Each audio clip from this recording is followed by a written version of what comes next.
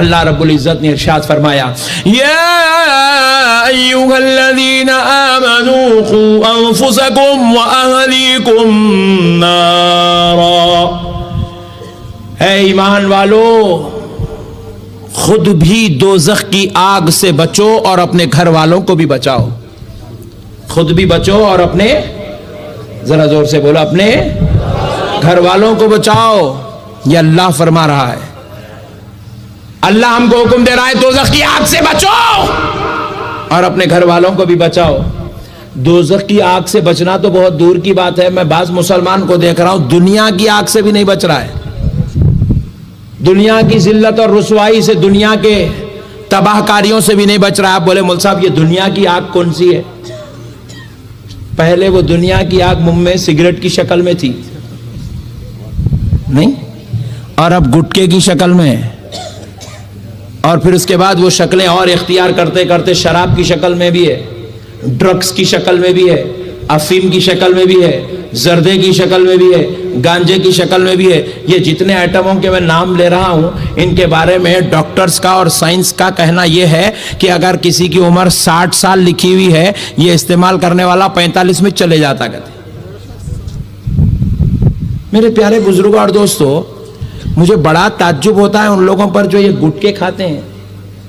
کیا مزہ ہے میرے بھائی اس کے اندر؟ چائے پی رہے بولے تو ذرا سمجھ میں تو بھی آ رہا، شکر ہے اس کے اندر، پتی ہے، دودھ ہے، ملا ہے، پی رہی کچھ تو بھی جا رہا پیٹ میں، سمجھ میں آنے والا. کھانا کھا رہے بولے تو سمجھ میں آ رہا، انڈا تلے بولے تو سمجھ میں آ رہا. یہ گٹکے میں کیا ہے جی؟ میں کچھ سمجھاؤ جی بھائی، اس میں کیا رکھا ہوا ہے؟ 70% نوجوان اس لعنت میں پھنستے چلے جا رہے ہیں. اور یقین جانیے، اللہ گواہ ہے، میں نے 2 دن پہلے ایک عزیز ہے ہمارے، ان کو کال کیا. میں ان کو جیسے ہی وہ مجھے فون اٹھائے، میرا فون اٹھائے، ایک دم ہیبت کے عالم میں بات کر رہے ہیں، ہیبت کے عالم میں پریشان ہو. بولے کیا بات ہے بھائی اتنے کیوں پریشان ہے؟ تو بولے مولانا بڑا پریشان ہوں. بولے کیا ہوا؟ تو بولے میرے داماد صاحب کو جو ہے کینسر ہو گیا ہے. ارے مولا اتنا جوان بچہ، 2 چھوٹے چھوٹے بچوں کا باپ، اس کو کینسر کیسے ہوا؟ کون سا مرض مبتلا ہے؟ کون سے مرض میں مبتلا ہے؟ تو جواب میرا مولانا کوئی اور مرض نہیں ہے. مطلب میں نے سمجھا جگر کا کینسر ہوگا یا خون کا کینسر ہوگا یا ہڈی کا کینسر ہوگا. بولے نہیں مولانا، وہ اکثر گٹکا کھایا کرتا تھا یا منہ میں رکھتا تھا. وہ گٹکا منہ میں رکھتے رکھتے رکھتے منہ میں کیڑے پیدا ہوئے اور وہ جو ہے لوگ اس کو انفیکشن کہہ کر دوا دینے لگے. وہ پھیلتا ہوا ریڑھ کی ہڈی میں اتر گیا. میں پوچھا آپ کوئی علاج؟ تو ڈاکٹرز نے کہا ہے کہ اس کو گھر لے جاؤ. ہم نے کہا کہ ہم جتنا پیسہ چاہے لگانے کو تیار، اس کو بچاؤ. تو جواب ملا 1 کروڑ روپیہ بھی اگر تم لگاؤ گے تو تم اس کو نہیں بچا سکتے، کیونکہ یہ کینسر کی انتہا کو پہنچ چکا. کیا عمر ہے میرے بھائی؟ 30-32 سال کا نوجوان ہے، موت کی گھاٹ اتر رہا ہے صرف یہ گندے اعمال کی وجہ سے. اور اللہ یہی کہہ رہا ہے اے لوگو اپنے آپ کو بھی دوزخ سے بچاؤ، گھر والوں کو بھی دوزخ کی آگ سے بچاؤ. اب اگر میرے پیارے بزرگوں اور دوستوں آپ ایک برا نہ مانیں تو بات کہوں، جتنے باپ گٹکا کھاتے ہیں انہوں یہ بھی امید رکھ لے کہ ان کی اولاد بھی کھانے والی ہے. آپ بولیں گے ہاں کیا مول صاحب پیشنٹ کو یہاں دے دے رہے ہیں آپ؟ اجی یہ خدا کا بنایا ہوا قانون ہے. مولانا صاحب کا بیٹا مولانا بنتا کہتے، اللہ والوں کا بیٹا اللہ والا ہوتا، نیک لوگوں کا بیٹا نیک ہوتا، سائنٹسٹ کا بیٹا سائنٹسٹ ہوتا، پائلٹ کا بیٹا پائلٹ ہوتا، ڈاکٹر کا بیٹا تقریباً 70-80% ایسے ہوتے ڈاکٹر کا بیٹا ڈاکٹر ہوتا ہے. گٹکے کھانے والوں کا بیٹا گٹکا ہی کھاتا ہے. اب آپ بولیں گے میں گٹکے کھایا تو کھاؤ مگر تو اللہ والا بننا، تو حافظ قرآن نے بولتا کیا بابا غلط فہمی میں ہے آپ. کب تک اندھیر بن کے رہیں گے؟ آنکھوں سے پردہ ہٹاؤ بابا. تم کھا رہے اور پھر تم کھائے تو کھائے، چھپ کے بھی نہیں کھائے، میرے سے منگا کے کھائے. سو ہے پوری پریکٹس بچپنے سے کرا رہے ہیں. اب بولتے ہیں گٹکا نہیں خریدنا. کیسا ہوتا بابا جان؟ ایسا نہ کو بولو، اپن دونوں ایک ساتھ جائیں گے خبر میں. میرے بھائیوں یہ گندی عادت چھوڑو. یہ مسلمان کی شان ہے. ہم لوگ یہ کاما کرنے پیدا نہیں ہوئے جی. گٹکے کھانے، سگریٹاں پینے، زردے کھانے، گنجے پھونکنے، وہ جا کے سنوکرز کھیلنے، وہ ریزنگ لگانے، وہ ڈومنا کھیلنے، وہ بیٹ لگانے، یہ گندے کاما کرنے پیدا ہوئے مسلمان.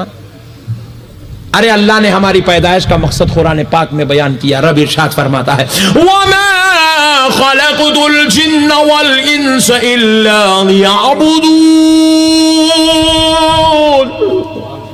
ہم نے انسان اور جنات کو اپنی عبادت کے لیے پیدا کیا ہے. میں ایک مسئلہ تم سے پوچھتا ہوں دوستو, رسول پاک صلی اللہ علیہ وسلم ارشاد فرماتے ہیں کہ پیاز کھا کر مسجد کو مت آؤ.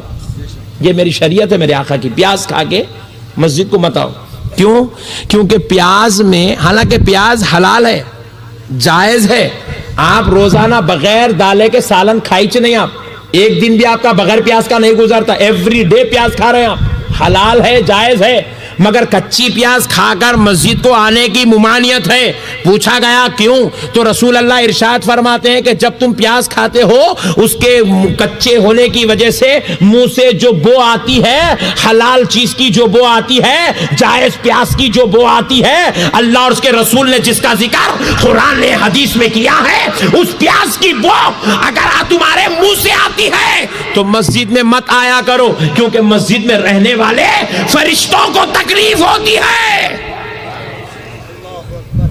پیاز کھا کے مسجد کو نہیں آ سکتے میرے بھائی, تو گٹکا کھا کے آ سکتے نہ, بولو نا جی, زردے کھا کے آ سکتے. یہ گندے تباہ اور ہلاک کرنے والے, برباد کرنے والے, جگر کو لیور کو تباہ کرنے والے سگریٹ پی کے مسجد کو آ سکتے ہیں؟ ذرا بولو. نہیں آ سکتے بولے تو کل سے کہیں پڑھتے سو نمازاں بھی چھوڑ دیں گے. اچھا اللہ یہ مولانا کو اچھا رکھا ہی آئے انتا پور کو, ایسے مولانا کو ڈھونڈ رہے تھے, ہم بولیں گے کہیں آپ لوگ نہیں آ سکتے تو اب کرنا کیا ہے؟ مسجد کو جانا چھوڑ دینا؟ نہیں, نعوذ باللہ, خدا کی قسم آج سے سگریٹ پینا چھوڑ دینا ہے, آج سے گٹکے کھانا چھوڑ دینا ہے. کیوں ہلاکت میں ڈال رہے ہو اپنے آپ کو؟ کیوں اپنے آپ کو موت کے قریب لے جا رہے ہو؟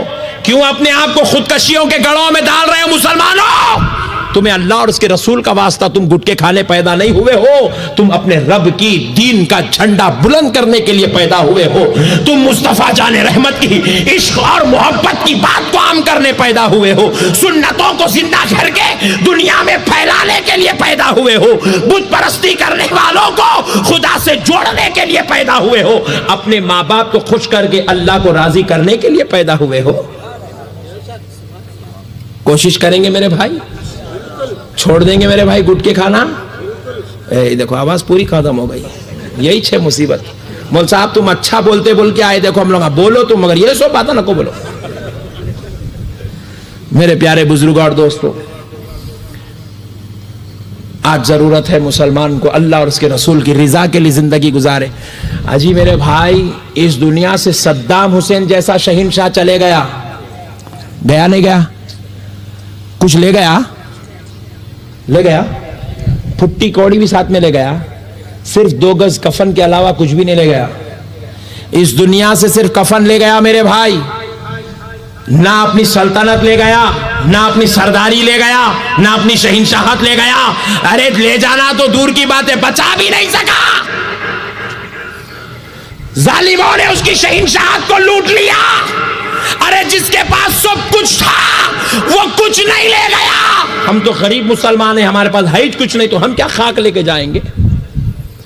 ارے اللہ کے دربار میں پہنچنا ہے مسلمانوں, تو تیاری اس بات کی کرو کہ کچھ نہیں لے گئے تو نہیں لے گئے, مگر خدا کی قسم ایمان لے جائیں گے, سنت مصطفیٰ کو ساتھ میں لے کر جائیں گے, ایمان لے جائیں گے, سجدوں کی محبت ساتھ میں لے کر جائیں گے, سجدوں کا عمل ساتھ میں لے کر جائیں گے, تقویٰ ساتھ میں لے کر جائیں گے, زکوٰۃ ساتھ میں لے کر جائیں گے, روزے کا عمل ساتھ میں لے کر جائیں گے, اور اتنا اپنے رب کو خوش کر کے جائیں گے کہ جب ہم جائیں گے تو دنیا یہ نہیں کہے گی کہ فلاں کا جنازہ جا رہا ہے, فلاں صاحب کے بیٹے کا جنازہ ہے, فلاں کے باپ کا جنازہ ہے, فلاں کے بھائی کا جنازہ ہے. دیکھنے والا کہے گا عاشق مصطفیٰ کا جنازہ جا رہا ہے, خدا کے محبوب کا جنازہ جا رہا ہے, محلے کے نیک انسان کا جنازہ جا رہا ہے, جنتی کا جنازہ جا رہا ہے.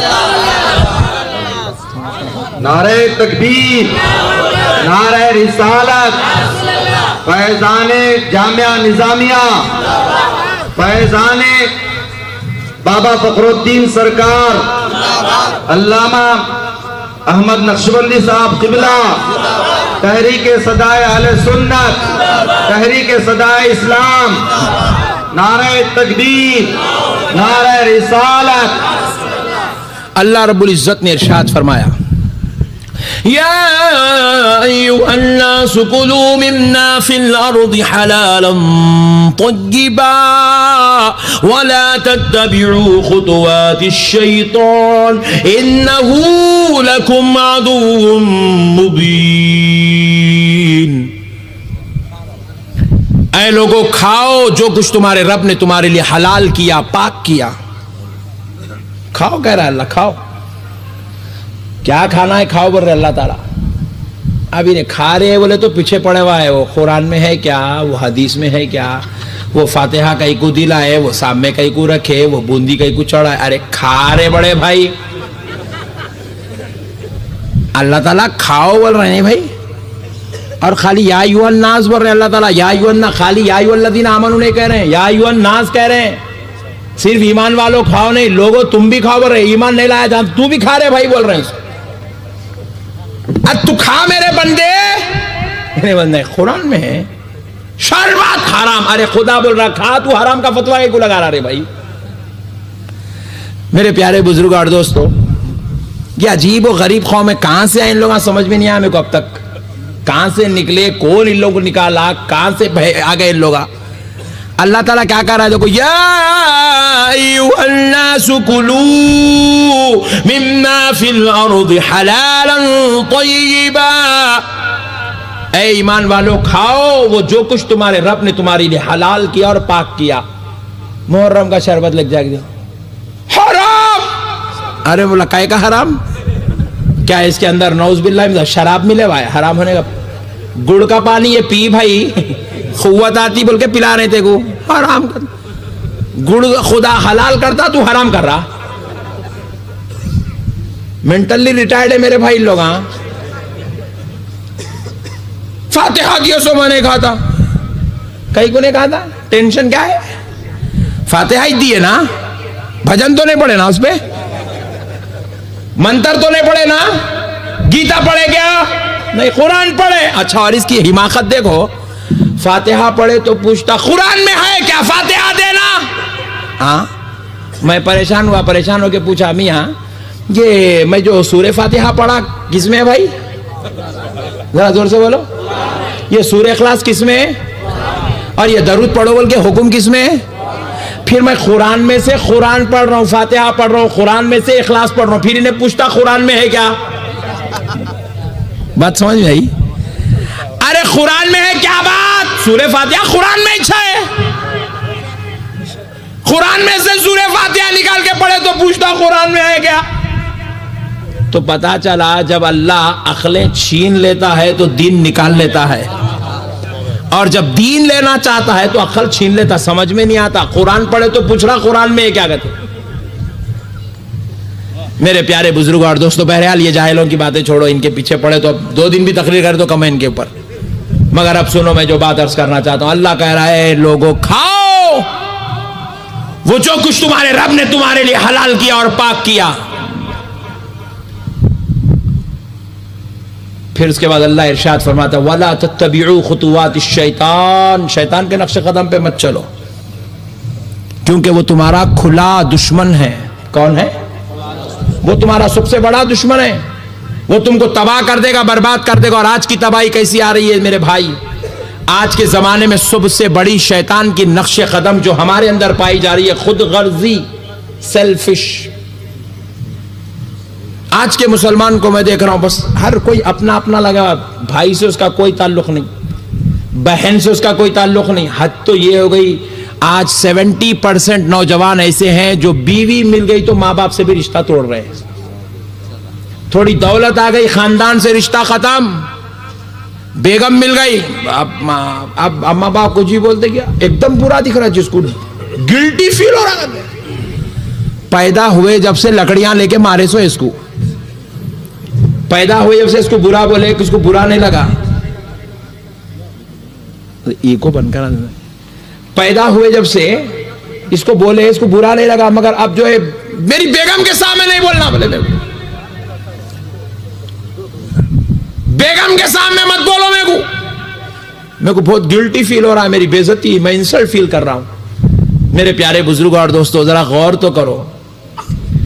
ارے وہ ماں باپ, اللہ اللہ ان کی عظمت کے صدقے اور قربان جائیں. میرے پیارے بھائیوں, اگر آپ مجھ سے پوچھے کہ اس کائنات میں سب سے بڑا مرتبہ کس کا ہے, تو میں کہوں گا, ہم عام لوگوں کی بات کر رہا ہوں, اللہ والوں کی اوپر کی بات نہیں, عام لوگوں کی بات کر رہا ہوں. آپ پوچھیں کہ سب سے بڑا مرتبہ کس کا ہے, تو میں کہوں گا ماں کا, عورت کا. کس کا مرتبہ بڑا ہے بولو بھائی, ذرا زور سے بولو. عورت کا سب سے بڑا مرتبہ کس کا ہے؟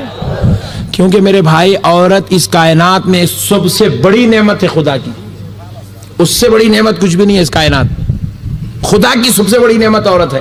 اور آج افسوس اس بات کا ہے, لوگ عورت کو مار رہے ہیں, اس کے اوپر بیلٹ بھی چلا رہے ہیں, لکڑی بھی چلا رہے ہیں, ڈنڈے بھی چلا رہے ہیں, زبان بھی چلا رہے ہیں, ہاتھ بھی چلا رہے ہیں, اور طلاق بھی دے رہے ہیں. نعوذ باللہ.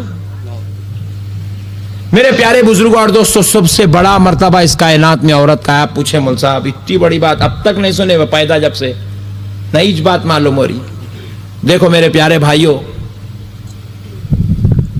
سرکار غوث پاک کی بارگاہ میں چلتے ہیں. غوث اعظم آپ پر میری جان قربان, ہم آپ کے ماننے والے, آپ کے شہدائی, آپ کے غلام, آپ کی 11ویں کرنے والے غلام ہیں. سرکار امام اے غوث اعظم, ہم آپ کے غلام آپ سے یہ پوچھ رہے ہیں, ذرا آپ یہ بتا دیں, آپ کا مرتبہ بڑا ہے, آپ کی ماں کا مرتبہ بڑا ہے؟ سرکار غوث پاک کہیں گے, خدا کی قسم میری ماں کا مرتبہ بڑا ہے. اجی آؤ چلتے ہیں. حضرت غریب نواز رضی اللہ تعالیٰ عنہ کی بارگاہ میں. غریب نواز آپ پر ہماری جان قربان, ذرا یہ تو بتا دیں, آپ کا مرتبہ بڑا ہے یا آپ کے پیدا کرنے والی ماں کا مرتبہ بڑا ہے؟ سرکار غریب نواز جواب دیں گے, میری ماں کا مرتبہ بڑا ہے. کیوں بڑا ہے دوستو؟ اس کائنات میں جتنی اولاد پیدا ہوئی, خدا کی قسم وہ ماں کے ذریعے پیدا کی گئی ہے, ماں کے ذریعے پیدا کی گئی ہے. اور مدینے والے آقا, سارے جہاں کے آقا, کائنات کے شاہ, ہم غلاموں کے داتا, اس ماں کا مرتبہ بیان کرتے ہوئے یوں ارشاد فرماتے ہیں, الجنت تحت اقدام الامہات, جنت تمہاری ماں کے قدموں کے نیچے ہے. سرکار ماں کا مرتبہ بتا رہے ہیں کہ جنت اس خاتون کے قدموں کے نیچے ہے جس کے ذریعے سے تم کو پیدا کیا گیا ہے. میرے پیارے بزرگوں اور دوستو, ایک وقت ایسا آیا, رب نے جب اپنے خدا کی اپنی قدرت کا جلوہ دکھانا چاہا, اپنی مظہر خداوندی دکھانا چاہا, تو رب نے بغیر باپ کے بیٹے کو پیدا کیا جن کا نام عیسیٰ علیہ السلام ہے, مگر بغیر ماں کے پیدا نہیں کیا. عورت کا یہ مقام ہے.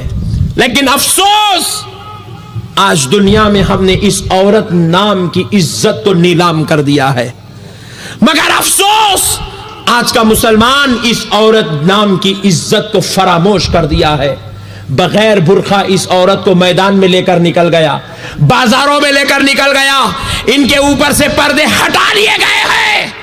اور جب سنو, عورت پر سے پردہ ہٹا لیا جائے, اس کی حیا کو نکال دیا جائے, تو بھی اس عورت میں اور ایک جانور میں کوئی فرق نہیں رہتا ہے. افسوس ہے مسلمانوں. آپ سوچ رہے ہیں کہ مول صاحب عورتوں کو بولو, ہم لوگ کہیں کو بول رہے ہیں. یاد رکھو, عورت مختار نہیں ہے, عورت حاکم نہیں ہے, عورت ماتحت ہوتی ہے.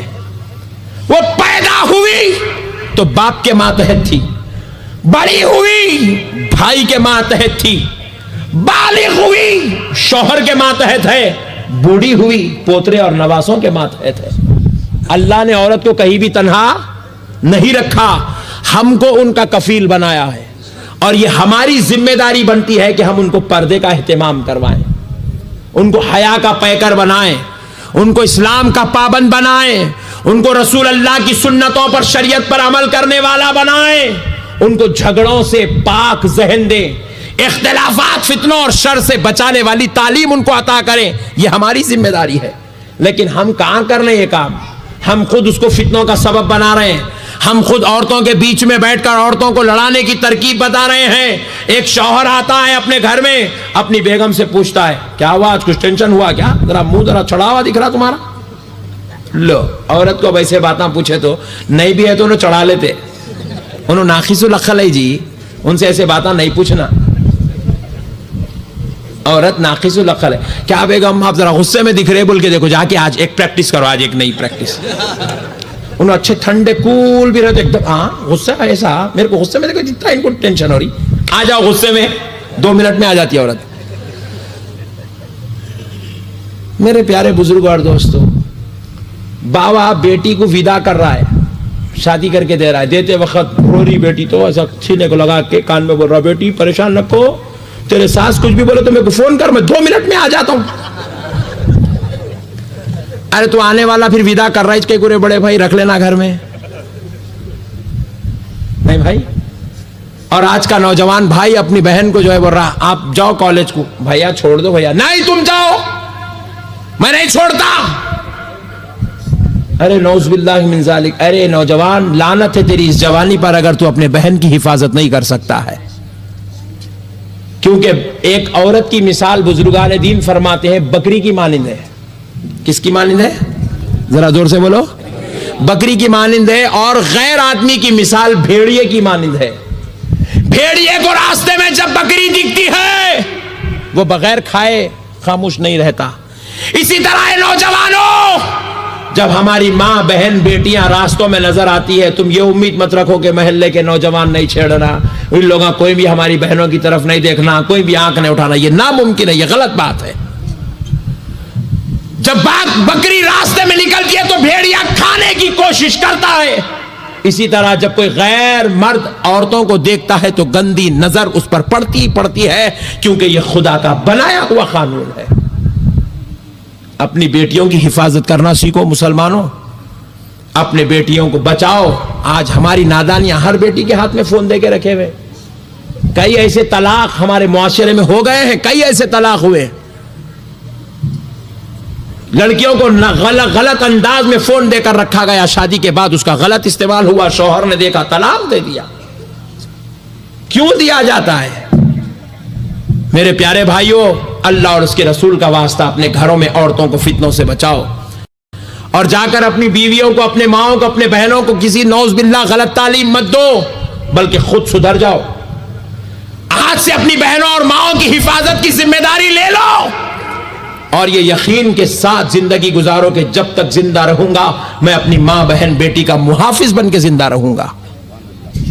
اور اگر ایسا کرو گے تو وہ دن دور نہیں ہے, ہماری بیٹی جب گھر کو جائے گی تو سسرال کو رحمت خانہ بنا دے گی.